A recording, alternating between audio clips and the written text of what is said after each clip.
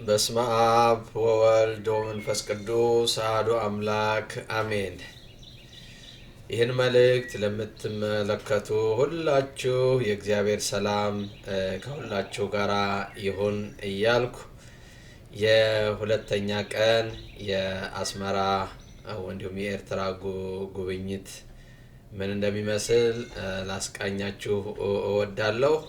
ባለፈው በክፍል 1 ቪዲዮ ከአዲስ አበባ ተነስተን አስመራ ከተማ እስክንገባ ያለውን ጉዞ በቪዲዮ እንዲሁም በጽሁፍ መልእክቶች እያሳየን ነበረ። ዛሬ ደግሞ ከአስመራ ከተማ ተነስተን ወደ ደብረ ቢዘን ወደ ታላቁ ገዳም ደብረ ቢዘን ጉዞ እናደርጋለን። እግዚአብሔር አምላክ ከሁላችን ጋር ይሁን። በመንገድ ላይ በምስል የምናያቸውን እንዲሁም በታላቁ ገዳም በደብረ ቢዘን ያሉትን ታሪካዊ ቦታዎች መልእክት ለማስተላለፍ እንዲሁም ለእናንተ ለማስቃኘት ሞክራለሁ። በድጋሜ እግዚአብሔር በያለንበት ሁላችንም ይጠብቀን። እንግዲህ ደብረ ቢዘን ገዳም ከአስመራ ከተማ ተነስቶ ሲጓዙ 25 ኪሎ ሜትር የሚፈጅ ነው የመኪናው መንገድ ማለት ነው። በምጽዋ መስመር ያለ ነፋሲት የምትባል ከተማ ድረስ በመኪና ይኬዳል። ከዛ በኋላ በእግር ነው ጉዞ የሚደረገው እና ያንን ነው አሁን የምንከታተለው። እንግዲህ የኤርትራ ጉዞዬን እንደው በግሌ እንዳየሁት በጣም ብዙ ሀገሮችን ብዙ ቦታዎችን ለማየት እግዚአብሔር ፈቅዶልኝ ሞክሬያለሁ። ነገር ግን እንደው የኤርትራ ጉዞዬን ልዩ የሚያደርገው ነገር ምንድነው? እንደው የቀደመችውን ያችን ኢትዮጵያን ያለባበስ፣ ያነጋገር እንዲሁም ያኗኗር ስርዓት ደግሜ ያየሁበት በልጅነታችን የአባቶች አረጋውያን አለባበሳቸው ቤተክርስቲያን አካባቢ የሚታየው ነገር እንዲሁም በማህበረሰቡ መካከል ያለው የተረጋጋ ኑሮ በጣም የሚያስቀና በእውነት የሚያረጋጋ ሆኖ ነው ያየሁት። በአጭር ጊዜ ውስጥ በጣም የተለየ መንፈስ ተሰምቶኝ ነው የመጣሁት እና ያንን ነው ላስቃኛቸው የወደድኩት። አሁን ከዚህ እንደምታዩት ወንድሜ ከአስመራ ከተማ ይዞኝ ወደ ደብረ ቢዘን እየተጓዝን ነው። የወንድሜ ፍሳዬ ይባላል። እዛው አስመራ ከተማ ነው የተዋወቅነው። ነገር ግን በጣም ደስ ብሎት ከአዲስ አበባ መምጣቴን እንዲሁም በኋላ ከአሜሪካ እንደሄድኩ ነገርኩትና በቃም የተለየ ወንድማዊ ፍቅር በመስጠት እንግዲህ መንገድ ላይ ያጫወተኝ የኤርትራን ታሪክ፣ የአስመራን ከተማን ታሪክ እንደዚሁ የምንጓዝበትን ጉዞውን፣ መንገዱን በተለያየ መንገድ በቃ እያብራራልኝ እየነገረኝ በቃ ሳይታወቀን 25 ኪሎ ሜትሩን በድንገት ነው ወዲያው ነው የደረስነው ማለት ነው። እና በጣም ደስ በሚል ሁኔታ ነው የነበረኝ ጉዞዬ። በጣም በእውነቱ ኤርትራና ኢትዮጵያ ምን ያህል የአንድ ሳንቲም ሁለት ገጽታ እንደሆኑ በብዙ መንገድ ያየሁበት፣ ሃይማኖታችን፣ ባህላችን፣ እንደው ለዛችን በአጠቃላይ አነጋገራችን፣ ሁሉ ነገራችን አንድ አይነት እንደሆነ ምንም አይነት ኢትዮጵያውያንና ኤርትራውያን ልዩነት እንደሌላቸው በጣም ያየሁበት።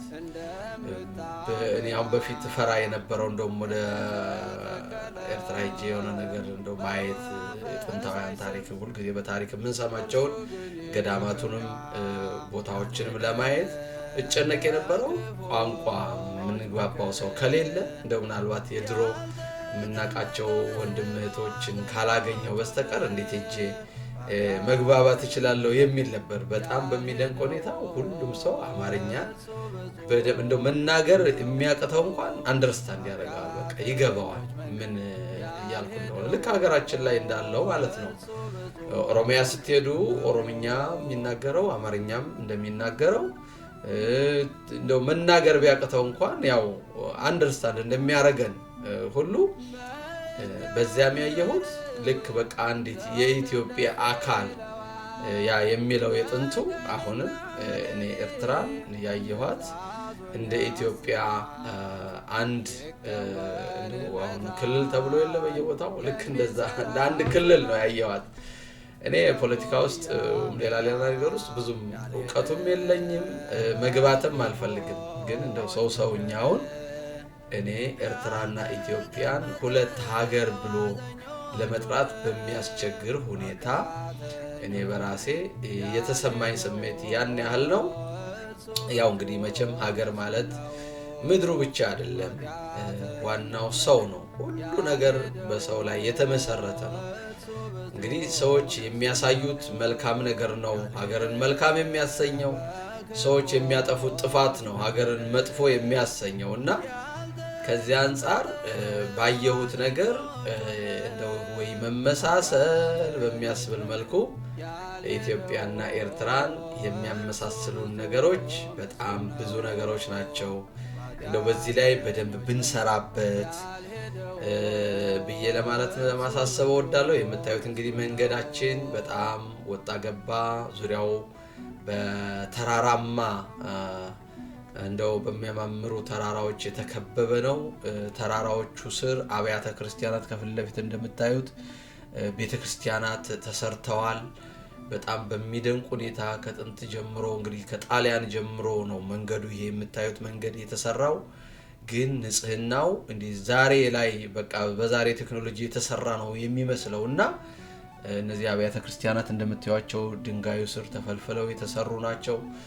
እና ሁሉ ነገሩ በጣም የሚያስደንቅ ነው እዚህ መጣችሁ ስታዩና ለመንፈስ እርካታ ለእረፍት በቃ ሰው ለእረፍት እኔ የትም ሀገር ፓሪስ እና ለንደን መሄድ አለበት ብዬ አላስብም። ምክንያቱም እዛም ያለው እብደት ነው እንጂ ምንም የምታዩት ተፈጥሮን የምታደንቁበት ነገር የለም።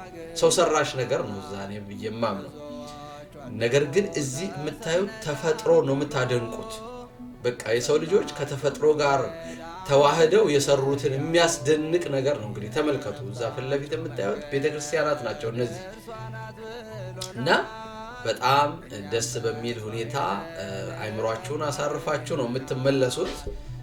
እና እንግዲህ ቅድም ወደ አነሳሁት ሐሳብ ስመለስ እኔ እንደው የኤርትራና የኢትዮጵያ መንግስታት እኔ መስራት አለባቸው ብዬ እንደው ለሀገር እድገትም ለልማትም ለሰላምም መቼም የሰው ልጅ ሰላም ሲኖረው ነው ሁሉ ነገር የሚኖረውና መስራት አለባቸው ብዬ የማስበው እነዚህን አንድ የሆኑ ህዝቦችን አንድ አድርገው የሚመሩበት እንደው ግድ አንድ ሀገር መሆን ብላ ይተበቅብን ይችላል።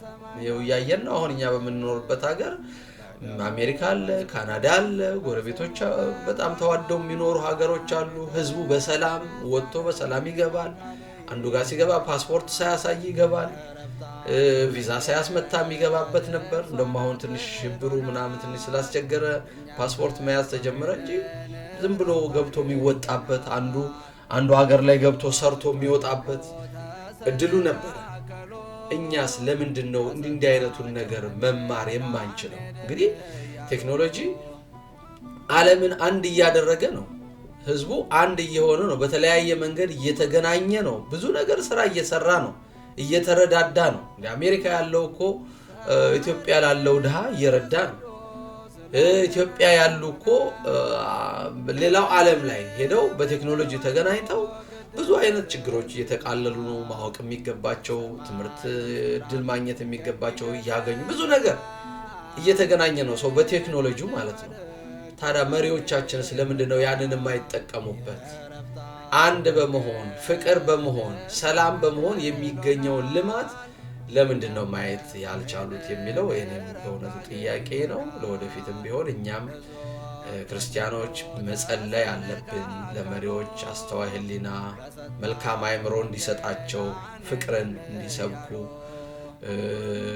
ያው ምክንያቱም እነሱም ሰባኪዎች ናቸው። እነሱ የሚናገሩትን ነገር ሰምቶ ህዝብ ይታለላል አንዳንድ ጊዜና መልካም የሚናገሩ አንደበት ያላቸው የዓለም መሪዎች እኮ ለሀገራቸው ለህዝባቸው ሰላምን ብልጽግናን አምጥተዋልና ይሄንን በእውነቱ የተሰጠንን የተፈጥሮ ሀብት እንደው የአየሩ ሁኔታ በጣም በሚደንቅ ሁኔታ ክረምት በጋ ሰው በሸሚዝ ምንም ልብስ ሳይቀይር እንደፈለገው የሚንቀሳቀስበት የተፈጥሮ አደጋ ብዙ የማያስጨንቅበት ምድር ተሰጥቶን ሳለ ነገር ግን እንደው በሰው ሰራሽ ችግር ምክንያት ህዝባችን ደሃ እየተባለ መኖሩ እጅጉን በጣም ያሳዝናል ወገኖቼና ባየሁት ነገር በጣም እውነትም እንደው አይምሮዬ ተረጋግቶ እንደነበረ ያወቁት ብዙ ነገርን ለማየት ችያለሁ ያጣነውን ነገር ማለት ነው እግዚአብሔር ስንት ሀብት ሰጥቶን እንደው በገንዘብ የማይተመን ስንት ሀብት ሰጥቶን ሳለ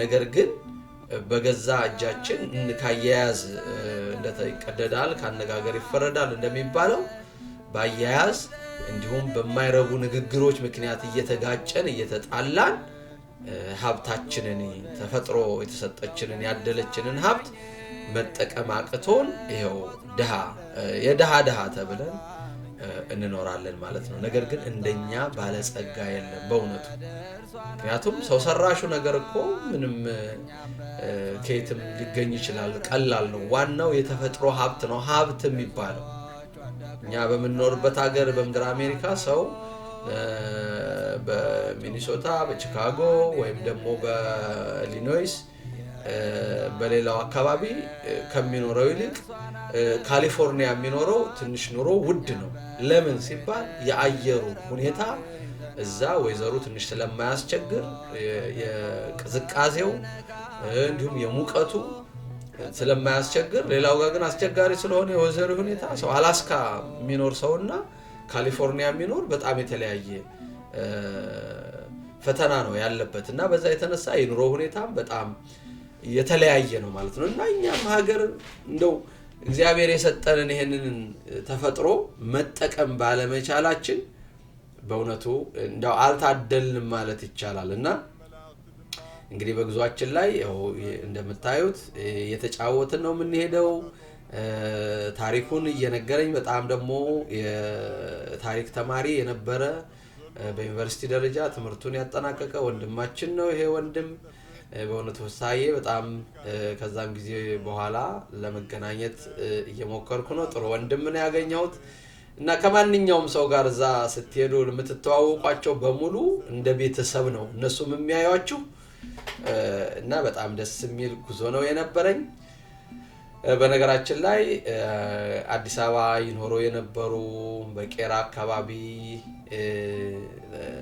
ይኖሩ የነበሩ በዚያ ማህበር መስርተው ባንድ ላይ እንደሚኖሩ እዚያ አየር መንገድ ኦፊስ ያገኘኋቸው ልጆችን አጋጣሚ አግኝቼ ሳነጋግራቸው በቃ እንደ ድሮ ተሰባስበው እየኖሩ እንደሆነ ከአዲስ አበባ የነበራቸውን ብዙ ሀብት ንብረት ተው ወደዛ መተው እንደገና ደግሞ ያው ኑሮን ለማቋቋም ብዙ ፈተና እንደገጠማቸው ብዙ ነገር ሲያወሩኝ ሲያጫውቱኝ ነበርና እኛ የምንፈጥራቸው አንዳንድ ጊዜ የራሳችን ቅድም እንዳልኩት በንግግር አንዳንድ አላዋቂ ሰዎች የሚፈጥሯቸው ችግሮች በህዝብ ላይ የሚያደርሱት ፈተና ምን ያህል ከባድ እንደሆነ ከነሱም ጋር ስንጫወት ነበርና ኢትዮጵያውያን የነበሩ በዚያም ደግሞ ሆቴል የነበራቸው የተለያየ ነገር የነበራቸው ምንም ሀብት ሳይዙ ወደ ኢትዮጵያ የተመለሱ አንዳንዶችም ደግሞ እኛም እንደምናቀው አዲስ አበባም እንደሆነው በዚህም ህይወታቸውንም እስከማጣት የደረሱ ሰዎች ነበሩና